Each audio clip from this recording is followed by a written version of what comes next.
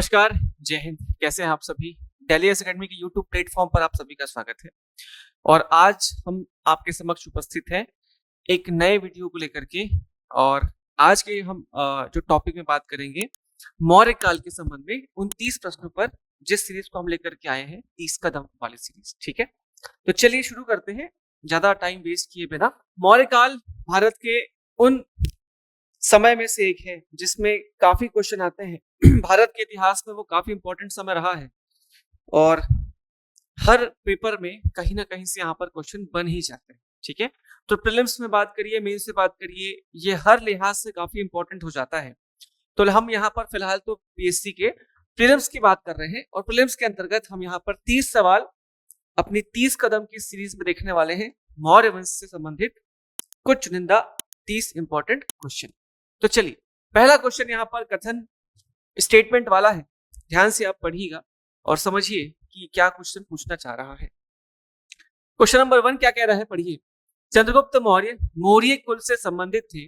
उसने सिकंदर के सेनापति एंटीगोनस को हराया था। ये दो स्टेटमेंट है।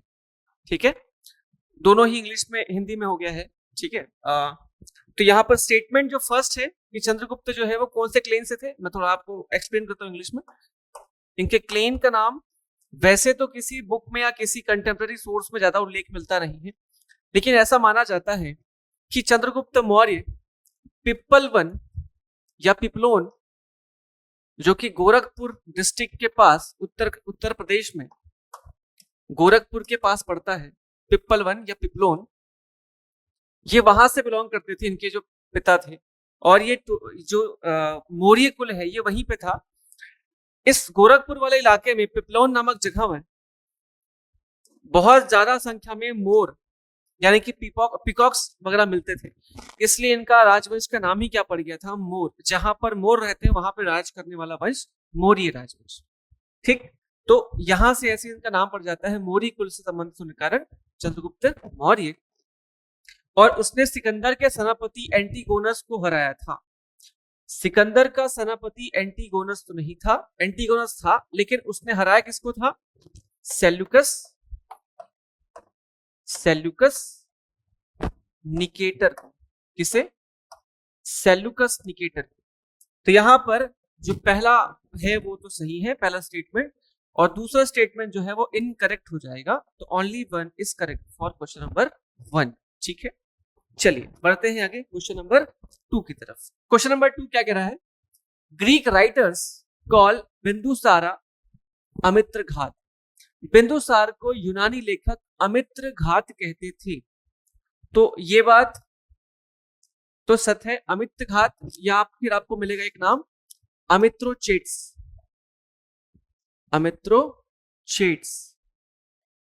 तो चाहे अमित्रोचेट्स मिले या अमित्र घात मिले, दोनों का ही एक ही मतलब है ना। अमित्रोचेट्स बेसिकली कहा जाता था। तो ये तो स्टेटमेंट करेक्ट हो जाएगा। तो पहला स्टेटमेंट है अमित्र घात वाला सही।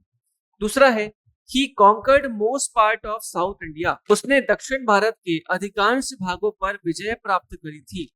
तो याद रखिएगा कि बिंदुसार ने अपने साउथ में या उनके पूरे कार्यकाल में, आपको एक्सपांशन से संबंधित कोई ज्यादा जानकारी नहीं है, और साउथ में खास करके उनका कोई एक्सपांशन ज्यादा नहीं था। जो चंद्रगुप्त मौर्य के समय पर उनका राज्य था वैसे ही लगभग उतना ही था। ठीक है, तो यहाँ पर ऐसा कोई जानकारी नहीं है, तो ये स्टेटमेंट इनकरेक्ट हो जाएगा। तो यहां पर भी क्वेश्चन नंबर 2 में केवल एक ही ऑप्शन सही है, ए। ठीक है, चलिए आगे बढ़ते हैं क्वेश्चन नंबर 3 की तरफ। क्वेश्चन नंबर 3 क्या कह रहा है, Ashok become attracted towards Buddhism after the Kalinga war. Ashok Kalinga युद्ध के पश्चात बौद्ध धर्म की ओर आकर्षित हुआ। तो क्या स्टेटमेंट सही है? तो ये स्टेटमेंट तो सही है, क्योंकि जो कलिंग वॉर था 261 बीसी में लड़ा गया था। 261 ईसा वर्ष पूर्व में। कहां पर? दया रिवर के किनारे। दया रिवर के किनारे लड़ा गया था 261 में। अशोक की गद्दी में बैठने के 8वें वर्ष लड़ा गया था। याद रखेंगे कौन से वर्ष? 8वें वर्ष। और इस कलिंग युद्ध की जानकारी किसमें मिलती है? तो कलिंग की जानकारी मिलती है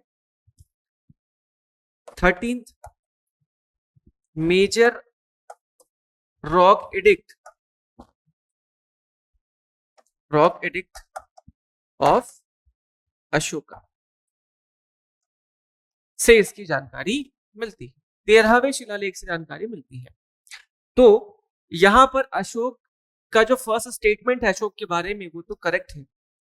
दूसरा स्टेटमेंट क्या बोल रहा है, he declared Buddhism as the state religion, उसने बौद्ध धर्म को राजधर्म घोषित किया था, बिल्कुल नहीं। अशोक ने बुद्धिज्म या बौद्ध धर्म को कभी भी अपना राजधर्म घोषित नहीं किया था। ठीक है, तो यहां पर बी फिर से इनकरेक्ट हो जाएगा, यानी कि दूसरा स्टेटमेंट, और ए जो है वो करेक्ट हो जाएगा। तो केवल एक यहां पर सही आंसर होगा। चलिए बढ़ते हैं आगे नेक्स्ट क्वेश्चन की तरफ। क्वेश्चन नंबर 4 है, Megasthenes was the Greek ambassador of the Mauryan period, he wrote a book named indica.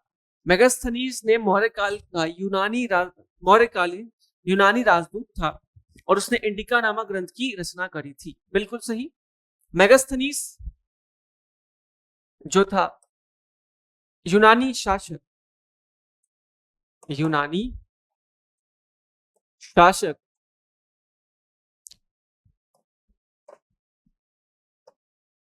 Seleucus Nicator का एक दूत था। और सेल्यूकस निकेटर कौन था? भारत में सिकंदर या अलेक्जेंडर के द्वारा जीते गए क्षेत्र का सेनापति या मालिक कह सकते हो, क्योंकि अलेक्जेंडर की तो डेथ हो गई थी। तो उस जगह पर राज कौन कर रहा था? भारत जो तक्षशिला तक का इलाका था वहां पर सेल्यूकस निकेटर राज कर रहा था। और जब सेल्यूकस निकेटर हारता है किसके साथ? चंद्रगुप्त मौर्य के साथ, तब वहां पर वो अपना राजदूत भेजता है भारत। हारने के बाद संधि जब होती है उसके बाद, तो मेगास्थनीज जो है मौर्य काल में यूनानी राजदूत था। ये स्टेटमेंट करेक्ट है। दूसरा स्टेटमेंट है, उसने इंडिका नाम से एक ग्रंथ की रचना करी थी। He wrote a book named indica, तो उसके बुक का नाम क्या है? इंडिका। बिल्कुल सही। दोनों ही स्टेटमेंट इसमें करेक्ट है। तो ध्यान रखिएगा, ये जो इंडिका है वो इनके प्रशासन, जिसमें मुख्यतः नगरीय प्रशासन और सैन्य प्रशासन के संबंध में जानकारी देता है। इंडिका एक ऐसा ग्रंथ है जिसका अभी कोई भी साक्ष्य हमारे पास मौजूद नहीं है, यानी कि इसकी कोई हार्ड कॉपी ओरिजिनल मौजूद नहीं है। तो इंडिका के जो बाद के जो और यूनानी ग्रंथ बने गए, उन यूनानी ग्रंथों में इंडिका का रेफरेंस मिलता है। तो हमें जो जानकारी है इंडिका के बारे में वो रेफरेंस से मिली है, रेफरेंस बुक से। जैसे स्ट्रैबो की बुक है, ठीक है, टॉलमी की बुक है, और बाकी जो अलग अलग विद्वान आए थे उनकी बुक से मिलती है। तो यहाँ पर इंडिका जो है, याद रखिएगा किसकी बुक है? मेगास्थनीज की है। ठीक है, तो दोनों ही स्टेटमेंट करेक्ट हो जाएंगे। आगे बढ़ा जाए अगले सवाल की तरफ। Question number 5। फिर से यहाँ पे दो स्टेटमेंट है, आप पढ़िएगा ध्यान से। पहला स्टेटमेंट है, Ashoka's dhamma was completely similar to Buddhism. Ashok का धम्म बौद्ध धर्म से पूर्णतः समान था। और दूसरा है, धम्म के प्रचार हेतु उसने धर्म महामात्र की नियुक्ति करी थी। ही अपॉइंटेड धर्म महामात्रा टू प्रोपगेट धम्म। अब यहाँ पर पहला स्टेटमेंट जो कह रहा है अशोक का धम्म बौद्ध धर्म से पूर्णतः समान था, ये स्टेटमेंट बिल्कुल इनकरेक्ट होगा, गलत है। क्यों गलत है? क्योंकि अशोक का जो धम्म था वो है तो धर्म का ही एक मतलब एक पाली का रूप, धर्म से बना है धम्म, लेकिन इसका धर्म या किसी मजहब से, पंथ से कोई भी वास्ता नहीं था। ठीक, तो धम्म था क्या? तो धम्म एक कोड ऑफ कंडक्ट था, कोड ऑफ कंडक्ट, यानी कि आचरण संहिता,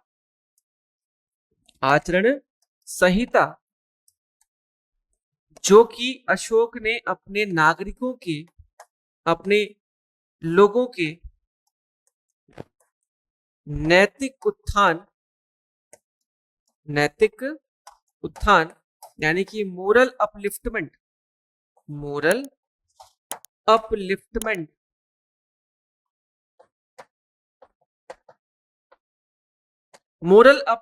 के लिए बनाया था। ठीक है, नैतिक आचरण। तो ये है धम्म, ना कि किसी धर्म से इसका कोई संबंध। तो पहला स्टेटमेंट तो गलत है। दूसरा स्टेटमेंट है धम्म के प्रचार हेतु उसने धम्म महामात्र की नियुक्ति का एक उल्लेख किया है। तो ये जो है आपको सही स्टेटमेंट मिलेगा, धम्म महामात्यों की नियुक्ति का प्रावधान। ठीक है, ये फिफ्थ वाले मेजर रॉक एडिक्ट से आपको इसकी जानकारी मिल जाएगी। आई बात समझ में? तो जो अशोक का 5वां बृहद शिलालेख है, वहां से इसकी जानकारी मिलती है। तो स्टेटमेंट में पहला गलत है, दूसरा सही है, केवल 2, बी ऑप्शन करेक्ट है। ठीक है, चलिए बढ़ा जाए आगे अपने अगले सवाल की तरफ।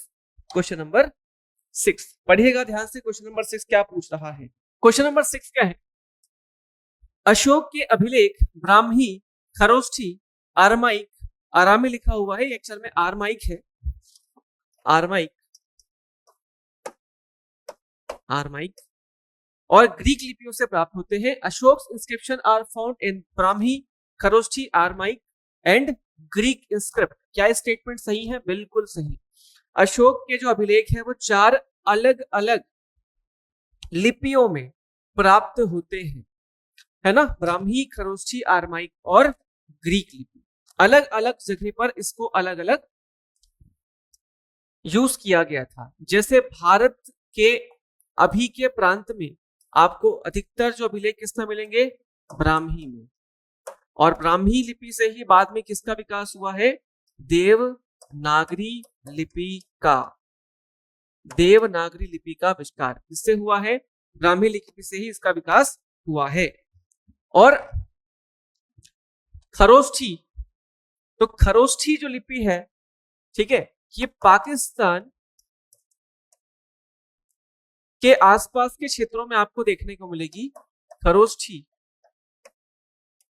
और इसके बाद जो अफगानिस्तान और मध्य एशिया तक है, अफगान और मध्य एशिया तक जो आपको अभिलेख मिलेगा वो कहां, किस भाषा मिलेगा? आरमाइक और ग्रीक लिपि में मिलेगा।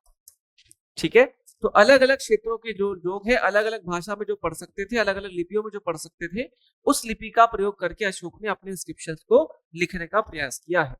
तो पहला स्टेटमेंट हमारे लिए यहां पर करेक्ट है। ठीक है, दूसरा स्टेटमेंट है यह अभिलेख भारत का पहला लिखित प्रशासनिक नीति माने जाते हैं। This inscriptions are considered to be the first written administrative policy of India. तो ये भी बात बहुत ही सही है कि लिखित रूप में भारत की पहली प्रशासनिक नीति माने जाते हैं अभिलेख के रूप में ना। अगर हम बात कर रहे हैं अभिलेख के रूप में, ठीक है, इसके पहले अलग अलग पुस्तकों में प्रशासन के बारे में है लेकिन अभिलेखों में नहीं है, तो दोनों स्टेटमेंट यहां पर करेक्ट हो जाएगा। तो सी स्टेटमेंट करेक्ट।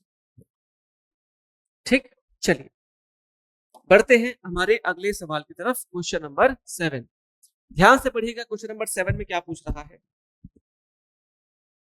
अशोक का सबसे विशाल शिलालेख कौशाम्बी में मिला है। और सेकंड स्टेटमेंट है इस अभिलेख में अशोक ने बौद्ध संघ के षड्यंत्र से बचाने की चेतावनी दी थी। अब यहां पर जो पहला स्टेटमेंट है कि अशोक का जो सबसे बड़ा शिलालेख है वो कौशाम्बी में मिला है, तो याद रखिएगा ये कौशाम्बी में नहीं मिला है, ये है भब्रू शिलालेख, राजस्थान, जो कि सबसे बड़ा शिलालेख है। तो ये स्टेटमेंट इनकरेक्ट है। और इस अभिलेख में बौद्ध संघ को षड्यंत्र से बचाने की चेतावनी दी गई है। तो कौशाम्बी शिलालेख में षड्यंत्र से ऐसा कोई संबंध नहीं है। षड्यंत्रों के बारे में या कॉन्स्पिरेसी के बारे में आपको किसमें मिलेगा? सांची इंस्क्रिप्शन और Sarnath inscription. Sarnath inscription Uttar Pradesh, Sanchi inscription Madhya Pradesh. तो दो इंस्क्रिप्शन है सांची और सारनाथ, जिसमें अशोक ने ये डिक्लेयर किया है कि यदि कोई व्यक्ति अपने बौद्ध संघ में ही अगर उसके साथ कॉन्स्पिरेसी क्रिएट करेगा या उसके खिलाफ षड्यंत्र रचेगा तो उसके खिलाफ क्या होगा, हम एक्शन लेंगे। तो ये सांची और सारनाथ अभिलेख में इसका जिक्र मिलेगा। ठीक है, तो ये स्टेटमेंट भी इनकरेक्ट हो जाएगा। तो सही विकल्प क्या है इनमें से, कोई नहीं, दोनों ही स्टेटमेंट इनकरेक्ट है। आई बात समझ में? चलिए आगे बढ़ते हैं अगले सवाल की तरफ। क्वेश्चन नंबर 8 पढ़िएगा ध्यान से, क्या बोल रहा है। The oldest inscription of Ashoka in Kalinga, Ashok का सबसे पुराना अभिलेख कलिंग में है। और दूसरा स्टेटमेंट है, after the Kalinga war Ashoka put an end to internal wars, Kalinga युद्ध के बाद अशोक ने आंतरिक युद्धों का अंत कर दिया। क्या दोनों स्टेटमेंट सही लग रहे हैं? देखिए, अशोक का सबसे पुराना अभिलेख कलिंग में है, गलत, क्योंकि कहां पर है ये, काबुल में, सरे कुन्हा, सरे कुन्हा, इसको काबुल अभिलेख भी कहा जाता है। क्या? काबुल अभिलेख, काबुल अभिलेख। ठीक है, दूसरी चीज, यह अभिलेख जो है वो द्विभाषा में है। ये एकमात्र कैसा अभिलेख है, द्विभाषा में लिखा गया अभिलेख है। कौन सा अभिलेख? काबुल अभिलेख। द्विभाषा में लिखा गया का मतलब है काबुल अरमाइक और ग्रीक लिपि में, और अरमाइक और ग्रीक भाषा में इसको लिखा गया है। ठीक है, तो चलिए, तो यहां पर पहला स्टेटमेंट जो है वो इनकरेक्ट हो जाएगा। दूसरा है, कलिंग युद्ध के बाद अशोक ने आंतरिक युद्ध का अंत कर दिया था। तो यहां पे यहां रखना, ये स्टेटमेंट इनकरेक्ट, सॉरी, सही है ना। कलिंग युद्ध के बाद अशोक ने अपने पूरे अलग अलग तरीके की जो वॉर वगैरह थी, जो इंटरनल एक्सटर्नल सब चीज पर रोक लगा करके उसने क्या घोषणा करी थी, धम्म घोष, धम्म घोष की घोषणा करी थी। धम्म घोष का मतलब शांति और सत्य की नीति। ठीक है, किसमें वर्णन मिलता है इसका? चौथे मेजर रॉक एडिक्ट में, चौथे बृहद शिलालेख में इसका वर्णन है, जहां पर अशोक कहता है कि हम धम्म घोष को आगे बढ़ाएंगे, ना कि युद्ध घोष को। तो यहां पर दूसरा स्टेटमेंट करेक्ट है। सही कौन सा है? केवल दो सही है। ठीक है, चलिए बढ़ा जाए आगे अगले सवाल की तरफ। क्वेश्चन पढ़िएगा ध्यान से, क्वेश्चन नंबर 9 क्या कह रहा है, पढ़िएगा। Chandragupta had adopted Jainism, Chandragupta ने जैन धर्म अपना लिया था। वह भद्रबाहु के साथ कर्नाटक गया था।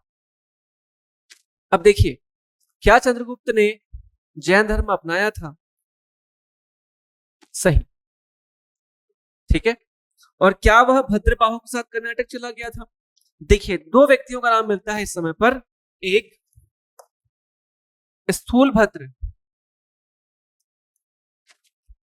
और दूसरे हैं भद्रबाहु।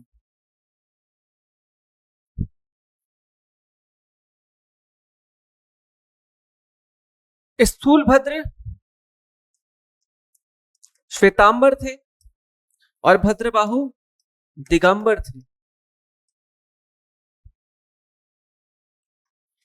अब ये दिगंबर और श्वेतांबर क्या है, तो आपको याद रखना है, ये दो शाखाएं हैं जैनिज्म की, जिसमें चंद्रगुप्त मौर्य के अंतिम 12 साल में एक भीषण अकाल की भविष्यवाणी की गई थी।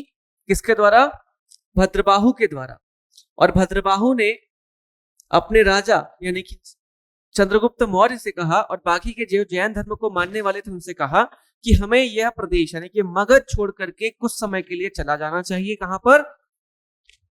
जहां पर इसकी संभावना या अकाल की संभावना कम है, यानी कि दक्षिण भारत।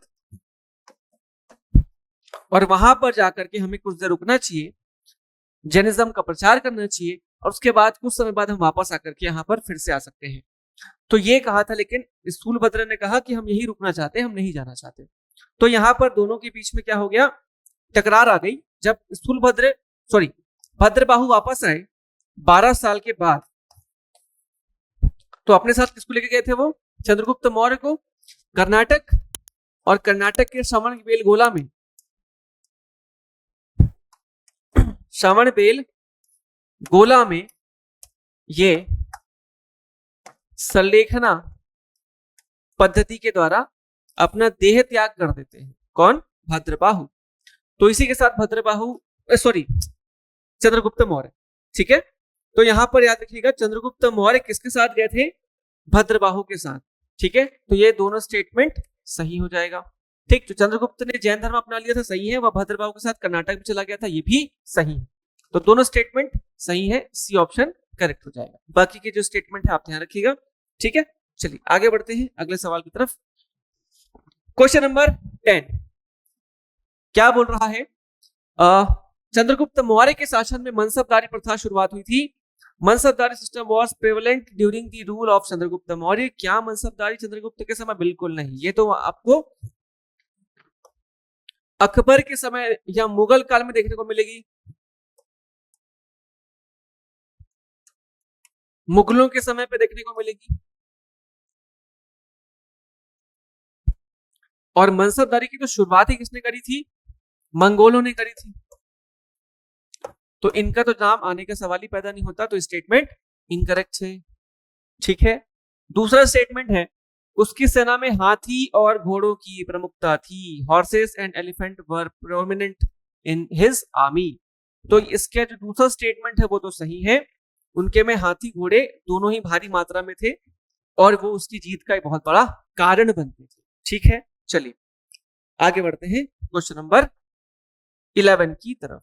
अब यहां पर एक कथन है और कारण है, ध्यान से पढ़िएगा क्योंकि ऐसे स्टेटमेंट बड़े इंपॉर्टेंट रहते हैं और जल्दी पकड़ में नहीं आते। तो स्टेटमेंट फर्स्ट है, अशोक ने कलिंग विजय के पश्चात युद्ध त्याग दिया। Ashoka give up war after conquering Kalinga. और दूसरा स्टेटमेंट है जो कारण के रूप में है ना, रीजन है, युद्ध में जनहानि देखकर वह मानसिक रूप से व्यथित हुआ। He was mentally distressed after seeing the loss of life in the war। तो क्या स्टेटमेंट सही है? देखिए, अशोक ने कलिंग विजय के बाद अपना हथियार या शस्त्र, लिखना चाहिए यहां पर, अस्त्र शस्त्र ना उठाने की घोषणा करी थी, तो युद्ध त्याग दिया था। यह स्टेटमेंट तो सही है। और जो कारण है युद्ध में जनहानि देख करके वह मानसिक रूप से व्यथित हुआ था, ये कारण भी सही है, क्योंकि जब उसने देखा कि इतनी भयानक संख्या में उसको कटे फटे लाश, और सबसे इंपॉर्टेंट ये था कि इस युद्ध में उसने जो लाशें देखी थी वो योद्धाओं की लाशें कम थी, महिलाओं, बच्चे, बूढ़ों की लाशें ज्यादा थी। और ऐसी कंडीशन में वो अपने आप को माफ नहीं कर पा रहा था कि ये जो पूरा वजह था वो खुद था उसकी वजह। जो मासूम लोग मारे गए थे, जिनको हथियार चलाना भी नहीं आता, वो लोग मारे गए। तो इसमें किसका कारण है? तो इसमें जो मेन रीजन था वो खुद अशोक ने अपने आप को माना, इसीलिए है ना, इसने जो है, तो ये भी स्टेटमेंट सही है। तो कथन सही है और ये भी सही है। तो ए और आर दोनों सही है, आर एक की व्याख्या भी करता है, तो इसमें ए ऑप्शन आपका करेक्ट हो जाएगा। ठीक है, चलिए आगे बढ़ते हैं अगले सवाल की तरफ। अशोक के शासन काल में विदेशी यात्राएं हुई। Foreign travels took place during the reason of Ashok. और कारण था अशोक ने धम्म प्रचारकों को श्रीलंका, नेपाल, म्यांमार आदि भेजा। देखिए, अशोक ने जब धम्म अपनाया, बौद्ध धर्म का प्रचार किया, तो उस समय पर उसने खुद भी जो है नेपाल और ये सब की यात्राएं करी थी, और साथ ही साथ इसने बहुत सारे लोगों को भेजा था भारत के बाहर, जैसे उनकी बेटी संघमित्रा और उनका बेटा महेंद्र। कहां भेजा था? श्रीलंका। ठीक है, तो ये स्टेटमेंट याद रखिएगा। तो उसने विदेशी यात्राएं करवाई थी, अपने खुद की भी और अपने लोगों की भी। और दूसरा कारण है अशोक ने धम्म प्रचारकों को श्रीलंका, नेपाल, म्यांमार आदि भेजा था। अशोक सेंट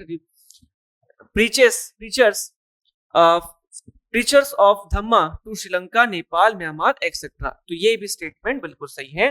तो ए और आर दोनों सही हैं, और आर ए का सही है ना, व्याख्या भी करता है।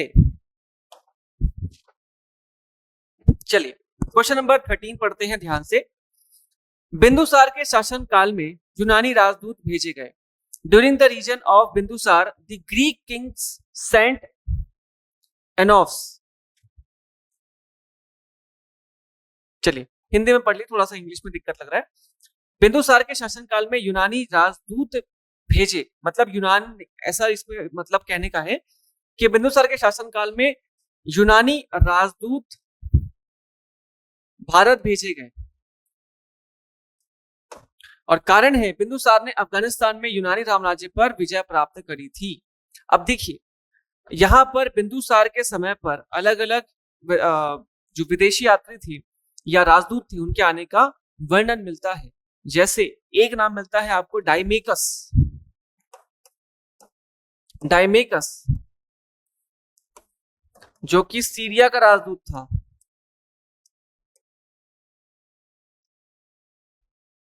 ठीक, सीरिया से आया था। और एक था डायनोसियस। डायनोसियस डायनोसियस ठीक, तो ऐसे राजदूत आए थे, लेकिन यूनानियों से सीधे उसका संपर्क था कि नहीं था इसके बारे में, है ना, एक वो है, लेकिन फिर भी इसको यूनानी राजवंश का हिस्सा माना जाता है, इसलिए यहां पर स्टेटमेंट सही ले लिया जाएगा। तो इसको सही पढ़ लेते हैं। कारण था बिंदुसार ने अफगानिस्तान में यूनानी साम्राज्य पर कब्जा कर लिया था, विजय प्राप्त की थी। ये स्टेटमेंट तो गलत है, उसने ऐसा कोई भी जीत हासिल नहीं करी थी। तो इसमें केवल ए गलत, ए सही है और आर जो है वो गलत है। तो हालांकि इसमें दो स्टेटमेंट सही हो जाएगा, ए और ये वाला, ए सही आर गलत वाला, दोनों ही सही है। तो थोड़ा देख लीजिएगा, ए सही है आर गलत है, तो ये ज्यादा अच्छा लग रहा है, इसको ले लेते हैं। ठीक है, हालांकि दोनों सही है, ऐसा अगर क्वेश्चन आता है तो वो डिलीट हो जाएगा, विलोपित हो जाएगा, तो उसका टेंशन आप मत लीजिएगा। और कोशिश करना कि अगर दो ऑप्शन सही हो तो फर्स्ट वाला ऑप्शन आप ले लेना, क्योंकि पहला ऑप्शन लेने की संभावना ज्यादा होती है। ठीक है, चलिए आगे बढ़ते हैं। क्वेश्चन नंबर 14, यहां पर भी एक कथन है और कारण है, ध्यान से पढ़िएगा क्वेश्चन क्या पूछ रहा है। अशोका वॉज कॉल्ड देवनाम प्रिया। अशोक को देवनाम प्रिया कहा गया। उसने ब्राह्मण, और रीजन है he stopped giving donation to Brahmin. उसने ब्राह्मणों को दान देना बंद कर दिया था। देखिए अशोक की उपाधियां आपको बहुत सारी अलग अलग मिल जाएगी, जैसे देवनाम पिया या देवनाम पियदसी। देवनाम पियदसी। इसके अलावा अशोक वर्धन, इसके अलावा बुद्ध शाक्य। अशोक स्वयं क्या कहता है? बुद्ध शाक्य कहता है। आपके लिए क्वेश्चन है, कमेंट में बताइएगा कि अशोक ने अपने आप को बुद्ध शाक्य अपने कौन से अभिलेख में कहा है। स्टेटमेंट समझ आया? ध्यान से क्वेश्चन सुनिएगा कि अशोक ने स्वयं को बुद्ध शाक्य कहा है, इसकी जानकारी हमें कौन से शिलालेख या कौन से अभिलेख से प्राप्त होती है, ये आपको बताना है। ठीक है, चलिए, तो देवनाम पिया कहा गया, तो ये स्टेटमेंट सही है, तो कथन सही है। कारण क्या है? उसने ब्राह्मणों को दान देना बंद कर दिया था। क्या स्टेटमेंट सही है? बिल्कुल नहीं। अशोक ने ब्राह्मणों को दान देना बंद नहीं किया था, और ना ही ऐसा कोई जिक्र मिलता है, क्योंकि अशोक जो था वो बौद्ध धर्म भले ही अपना लिया था, लेकिन वो सारे धर्मों के प्रति बहुत ज्यादा सहिष्णु शासक था। तो यहाँ पर ए सही है और आर गलत है, तो सी स्टेटमेंट सीधे सीधे आपके लिए करेक्ट हो जाएगा।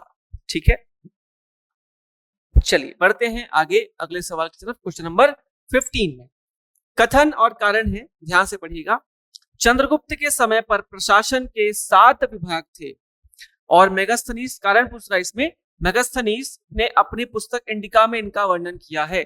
There were 7 departments of administration during the time of Chandragupta. Reason, Megasthenes described them in his book Indica. तो क्या स्टेटमेंट, देखिए ध्यान से पढ़िएगा, चंद्रगुप्त के समय पर प्रशासन के 7 अंक पूछ रहा है, तो ये स्टेटमेंट तो सही है। ठीक है, क्योंकि अलग अलग विभाग थे, जैसे सैन्य विभाग, जैसे समाहर्ता का विभाग, जैसे प्रधानमंत्री का विभाग, तो ऐसे अलग अलग 7 विभाग थे।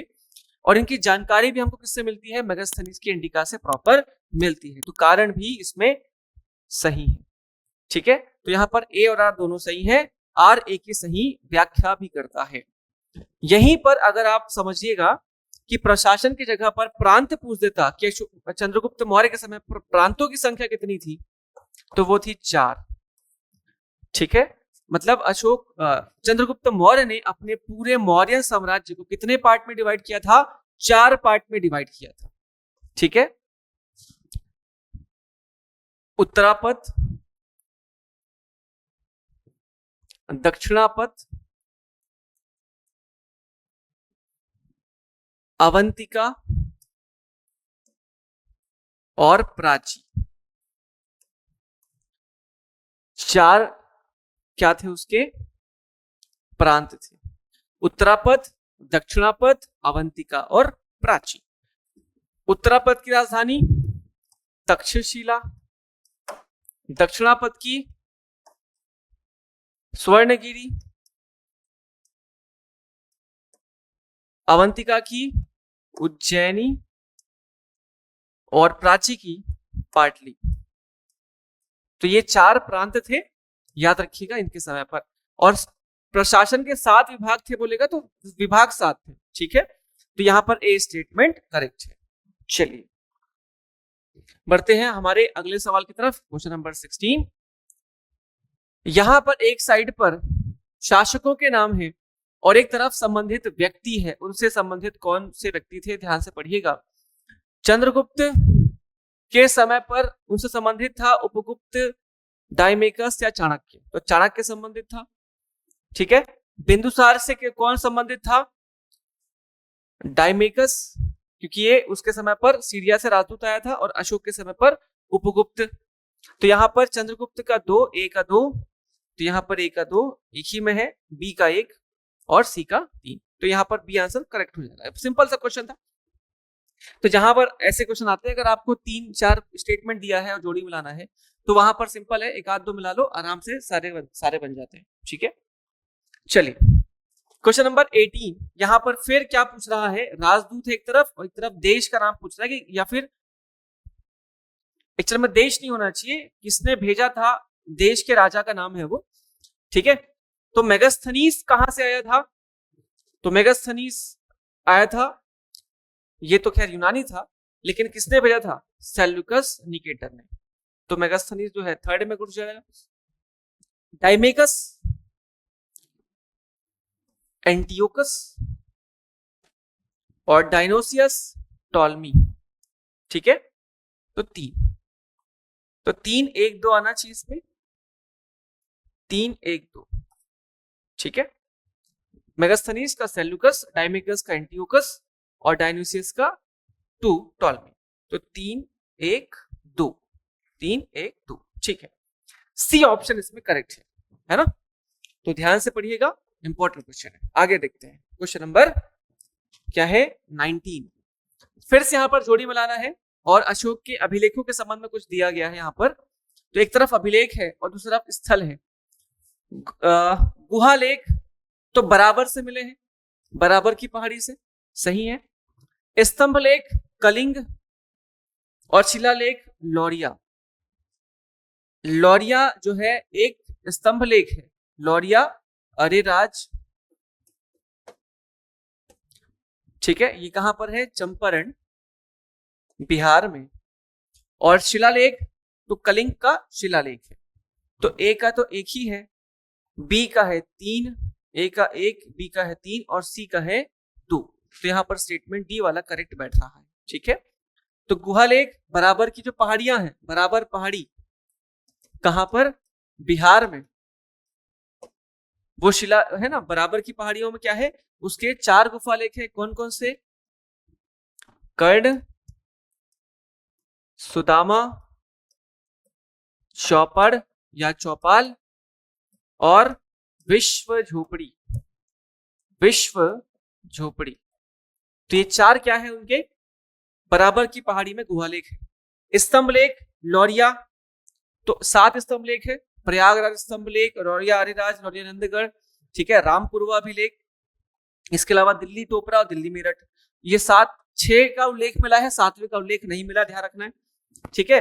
और जो शिलालेख है मेजर रॉक एडिक्ट वो तो 14 है, बहुत सारे, ठीक है। चलिए तो आगे बढ़ते हैं हमारे अगले सवाल की तरफ, क्वेश्चन नंबर 20 की तरफ। अब यहाँ पर एडमिनिस्ट्रेटिव पोस्ट है, प्रशासनिक पद, और उनके कार्यों को आपको जोड़े मिलाना है जो मौर्य काल से संबंधित होंगे। चलिए, पहला है समाहर्ता। तो समाहर्ता बंदरगाह, राजस्व या ट्रेजरी।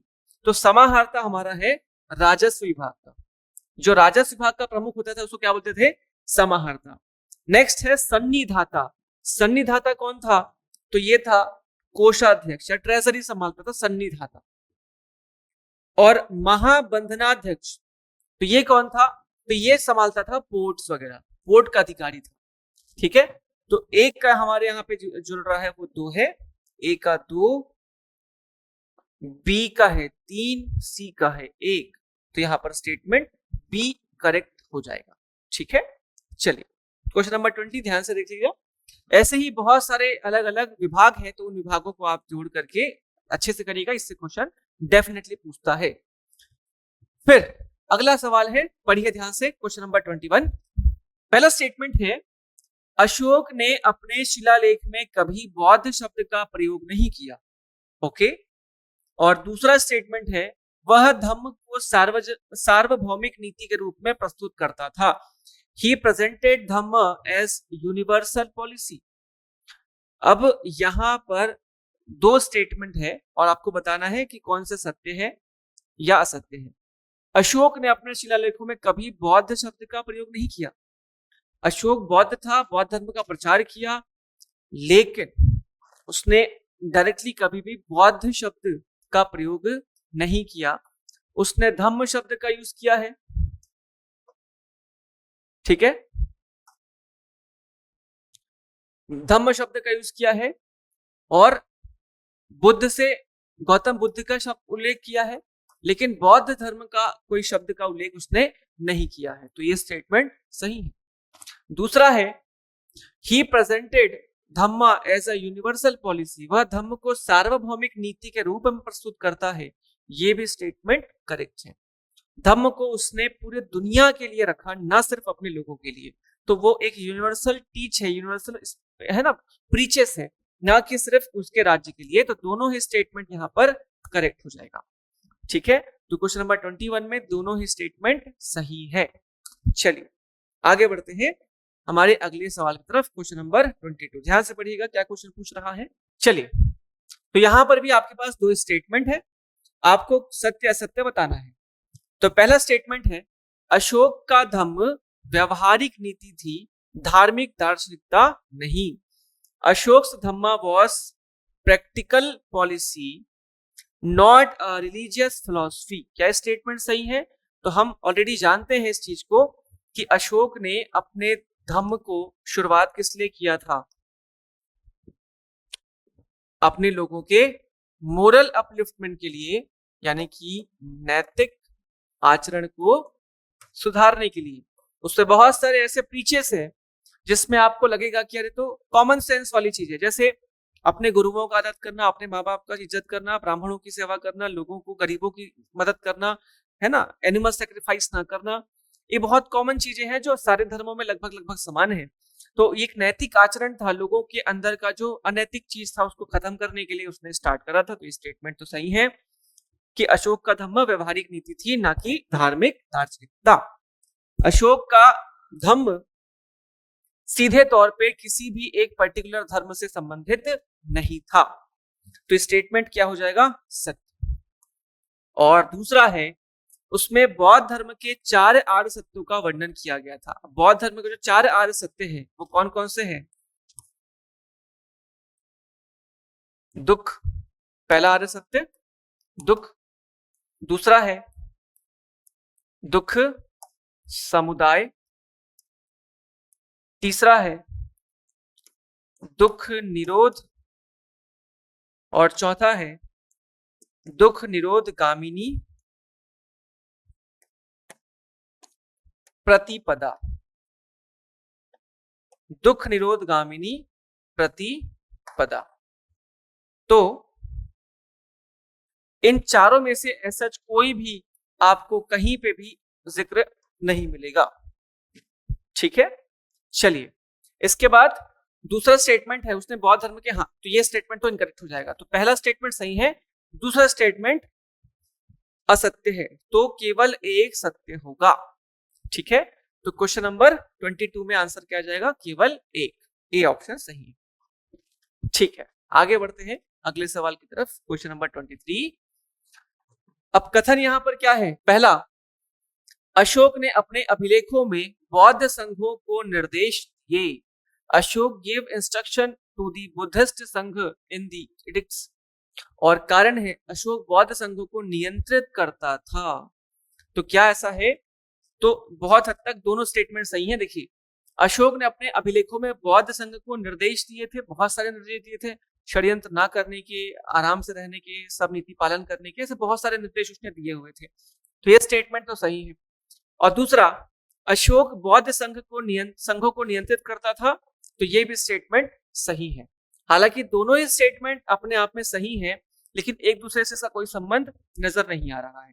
ठीक है, तो ए और आर दोनों सही है, पर आर सही व्याख्या नहीं है ए का। तो यहाँ पर दोनों का ऐसा कोई संबंध नहीं दिख रहा है। वैसे लिया जा सकता है, ए भी लिया जा सकता है इसमें। तो एक काम करते, ज्यादा सही होगा ए वाला। ठीक है, ए इस पे ज्यादा सही होना चाहिए। तो ए और आर दोनों सही है, और आर सही व्याख्या भी करता है ए की।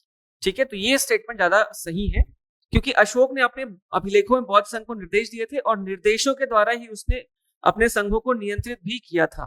तो इस प्रकार से ये सही होना चाहिए, है ना। चलिए आगे अगला क्वेश्चन देखते हैं, क्वेश्चन नंबर 24 की तरफ। यहाँ पे भी दो स्टेटमेंट है, आपको बताना है कि इनमें से कौन सा सही है कौन सा गलत है। पहला स्टेटमेंट है, Bindusara has been called Amitraghata in Greek source. ये मेरे ख्याल से रिपीट हो रहा है क्या, बिंदुसार को यूनानी स्रोत में अमित्रघात कहा गया, हमने इसको पहले देखा है। और यूनानी राजा एंटियोकस ने उसके दरबार में डायनोसियस को दूत बना करके भेजा था। यूनानी राजा एंटियोकस ने उसके दरबार में डायनोसियस को दूत बना के भेजा। तो दोनों स्टेटमेंट तो सही है, शायद ये रिपीटेड क्वेश्चन है, गलती से 2 बार आ गया है। तो ये दोनों स्टेटमेंट सही है। तो अमित्रघात कहा गया है, और एंटियोकस ने डायनोसियस को भेजा था इसके दरबार में। तो ये दोनों स्टेटमेंट सही है। ठीक है, दोनों स्टेटमेंट सही है। ठीक, चलिए क्वेश्चन नंबर 25 की तरफ बढ़ते हैं आगे। यहां पर कारण है और कथन है। तो कथन क्या है, ध्यान से पढ़िएगा। Chandragupta made friendship with Seleucus. Chandragupta ने सेल्यूकस के साथ मित्रता करी, और रीजन था, Chandragupta was greatly influenced by Greek culture. Chandragupta यूनानी संस्कृति से अत्यधिक प्रभावित था। अब यहां पर स्टेटमेंट पहला है कि उसने सेल्यूकस के साथ मित्रता तो करी थी, तो ये स्टेटमेंट तो सही है, क्योंकि आखिरी में जब युद्ध हुआ था 305 ईस्वी के आसपास, तो सेल्यूकस हार गया था, सेल्यूकस की पराजय हुई थी, और पराजय के बाद उनके बीच में हुआ था ट्रीटी, संधि। और इस संधि के तहत उनके बीच में, मौर्यों और यूनानियों के बीच में वैवाहिक संबंध स्थापित हुए थे, और जिसमें राजकुमारी हेलेना का शादी हुआ था किसके साथ, चंद्रगुप्त मौर्य के साथ। इसके अलावा चंद्रगुप्त मौर्य ने उनके 4 बड़े प्रांत हासिल करे थे, और साथ ही साथ 500 हाथी अपने ससुर यानी कि सेल्यूकस निकेटर को भेंट किया था, है ना। तो ये तो स्टेटमेंट पहला सही है। और दूसरा, चंद्रगुप्त यूनानी संस्कृति से अत्यधिक प्रभावित था, ऐसा कोई जिक्र नहीं है। उसने अपने प्रशासनिक नीति के तहत मित्रता करी थी। तो ए सही है, आर गलत है। तो ए सही है, आर गलत है। तो सी स्टेटमेंट यहां पर करेक्ट हो जाएगा। ठीक है, चलिए आगे बढ़ते हैं क्वेश्चन नंबर 26 की तरफ। आप पढ़िए ध्यान से, क्वेश्चन नंबर 26 में क्या कह रहा है। फिर यहां पर 2 कॉलम है, एक तरफ शिलालेख का नाम है और एक तरफ स्थान का नाम है। अशोक के शिलालेख है। रुम्मनदेई मस्की और भबरू, यहां से शिलालेख मिले हैं। और स्थान है बुद्ध जन्मस्थली, मतलब उसमें स्थान तो नहीं बोलना चाहिए उसको, यहां पर बताना चाहिए कि उसमें क्या मैसेज है, संदेश या प्रीचेस। तो रुम्मनदेही अभिलेख या रुम्मनदेही जो जगह है वो बुद्ध की जन्मस्थली थी। रुम्मनदेही जो था उसका नाम लुम्बिनी था, लुम्बिनी है ना, प्राचीन नाम रुम्मनदेही था, अभी का नाम लुम्बिनी। तो ये लुम्बिनी, मस्की और भब्रू।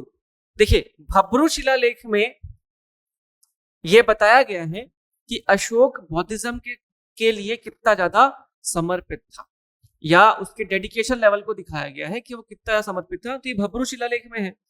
और मस्की में बौद्ध संघ में नैतिक आदेश के बारे में बताता है।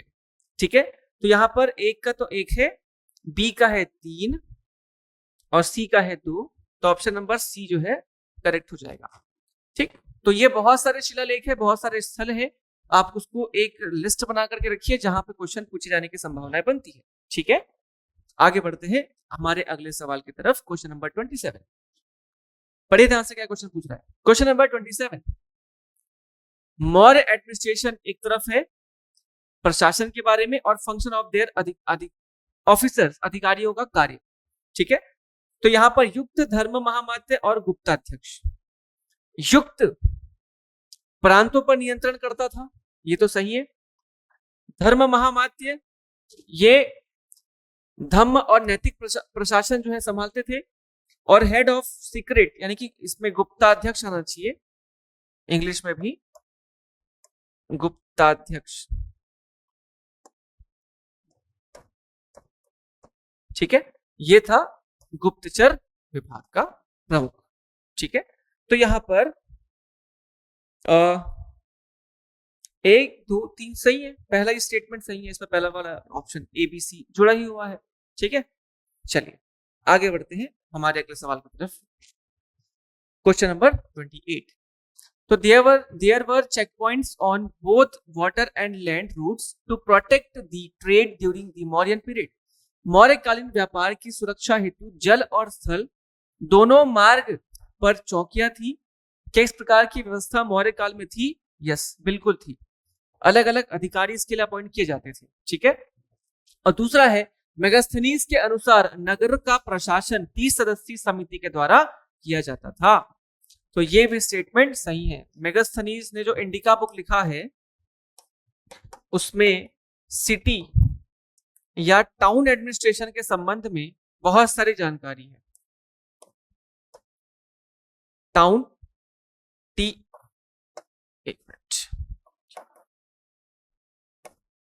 टाउन एडमिनिस्ट्रेशन के बारे में बहुत सारी जानकारी है, जिसमें वो 5-5 लोगों की 6 समिति की बात करता है।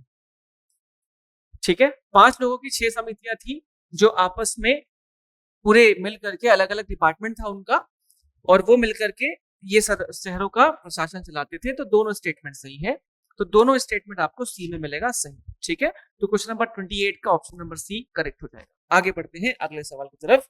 Question number 29, question number 29, Ashok promoted only, ये यहाँ पर 2 स्टेटमेंट है, अगेन आपको पढ़ना है ध्यान से। क्वेश्चन नंबर 29 में पहला स्टेटमेंट है Ashok promoted only Buddhism and not other sect. Ashok ने केवल बौद्ध धर्म का को ही बढ़ावा दिया, अन्य संप्रदायों को नहीं। और उसने शिलालेखों में सभी संप्रदायों के प्रति सहिष्णुता की नीति झलकती है। His inscription reflect his policy of tolerance towards all sects। अब ऐसे स्टेटमेंट में आपको ध्यान रखना है कि दोनों एक दूसरे के खिलाफ है, तो डेफिनेटली इनमें से कोई एक ही स्टेटमेंट सही हो सकता है, या तो 2 या तो 1। तो अशोक क्या केवल बौद्ध धर्म को बढ़ावा दिया, अन्य संप्रदाय को नहीं? बिल्कुल गलत, ये स्टेटमेंट गलत है। तो ऑलरेडी ये स्टेटमेंट अपने आप सही हो जाएगा। उसने शिलालेखों में सभी संप्रदायों के प्रति सहिष्णुता का जो है नीति का पालन किया है, तो ये भी स्टेटमेंट सही है। तो स्टेटमेंट 2 जो है सही है, 1 गलत है। ठीक, तो 29 में आपको क्या लेना है? बी, केवल 2। ठीक है, चलिए आगे बढ़ते हैं अगले सवाल की तरफ। क्वेश्चन नंबर 30, क्वेश्चन नंबर 30 आप आज का हमारा लास्ट क्वेश्चन है, ध्यान से पढ़ेंगे। यहाँ पर फिर से एक कथन है, असर्शन, और उसके बाद उसका रीजन है। चंद्रगुप्त ने अपने गुरु भद्रबाहु के प्रभाव से जैन धर्म अपनाया। Chandragupta adopted Jainism under the influence of the गुरु भद्रबाहु। क्या ये स्टेटमेंट सही है? और उसकी मृत्यु देवधर में हुई थी। देखिए, मैंने आपको बताया था स्थूल भद्र और भद्रबाहु दो इस समय पर जैन धर्म के काफी इंपॉर्टेंट लोग यहाँ पर मौजूद थे। तो ये भद्रबाहु, इनमें से कौन था अशोक का गुरु? भद्रबाहु। तो चंद्रगुप्त ने अपने गुरु भद्रबाहु के प्रभाव से जैन धर्म अपनाया था, उसके पीछे वो चला गए। और इनकी मृत्यु देवधर में हुई? बिल्कुल नहीं। इनकी मृत्यु कहां पर हुई? कर्नाटक के श्रवण बेलगोला में, कर्नाटक। किस तरीके से? हमने अभी देखा, संथारा विधि से। कौन सा? संथारा, है कि नहीं? तो ये श्रवण बेलगोला कर्नाटक में इनकी डेथ हुई थी। तो कारण तो इनका गलत है, तो कारण वगैरह तो इसमें कुछ जुड़ ही नहीं रहा है। तो स्टेटमेंट ए ही करेक्ट है और आर गलत है। तो सिंपल सा यहाँ पर ए ऑप्शन सही आ जाएगा बस।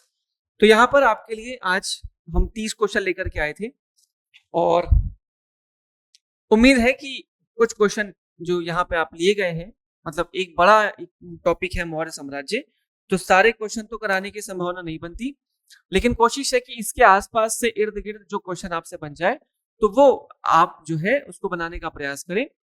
और उम्मीद है कि ये सारे क्वेश्चन आपके एग्जाम में बहुत फायदेमंद साबित होगी। ठीक है, तो बस आज के लिए इतना ही। अगले सवाल अगले जो टॉपिक में हम मौर्योत्तर काल की चीजों पर वर्णन करेंगे और मिलते हैं फिर नेक्स्ट टॉपिक में। तब तक के लिए धन्यवाद।